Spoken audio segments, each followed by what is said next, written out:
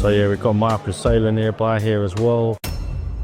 This is the Wolf Lounge, pretty awesome spot. How you doing, Michael? Nice to meet you. My name's James Sykes. I'm from a company called Sound Money Solutions. I work on Bitcoin adoption and advocacy. Obviously a huge fan of yourself. You've done so much for the space. How much do you credit yourself for the ETFs and people like Larry Fink who are coming out and now telling us that Bitcoin is a flight to safety? I credit the entire community. I think that lots of people are working hard for 15 years, and you can't stop an idea whose time has come. It was only a matter of time before Wall Street embraced Bitcoin. MicroStrategy is one company, but all the public Bitcoin miners made a big contribution. I think there are a lot of pioneers working on the ETF for a decade, for like 8 years before I even arrived. So, and even the head of the SEC was teaching a Bitcoin class at MIT before I knew about or thought about Bitcoin myself. I think that this is a big team effort.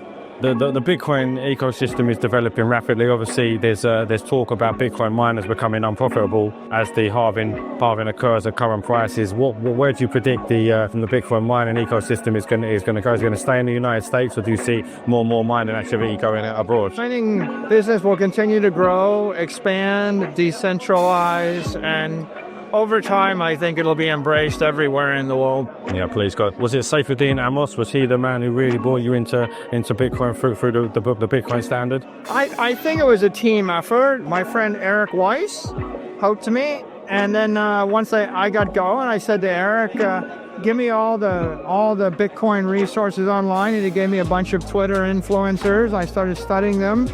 And then I found myself doing searches on YouTube, and I watched Antonopoulos videos, and I watched debates between Eric Voorhees and Peter Schiff. And then I discovered Robert Breedlove, and I discovered all the podcasters and what Bitcoin did, and then I discovered the books. And I would say the book, The Bitcoin Standard, had a pretty profound effect on me because it laid down the theoretical economic underpinnings of Bitcoin. But I also thought The Bullish Case for Bitcoin was an awesome book.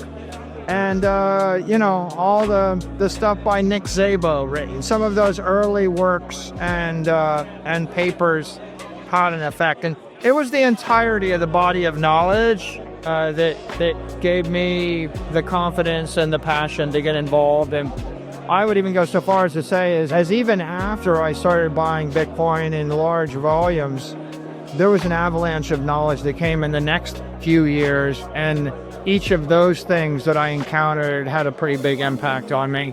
So I don't think you ever stop learning. So the last thing I'd like to ask, I mean, you've really led the way in terms of institutional adoption and took a huge risk with your business, which now these big financial institutions and Wall Street are following suit. Do you see the next big jump in terms of adoption? Big organizations like this, or the everyday working man that can benefit from an inflation-proof form of money? I think that we're at the beginning of a Bitcoin gold rush for the next 10 years. So for the next 40 quarters, I think you're going to see progression of adoption and Bitcoin being embraced by a lot of individuals, a lot of families, a lot of small corporations, big corporations, institutions, financial service providers, and government agencies, and nonprofits.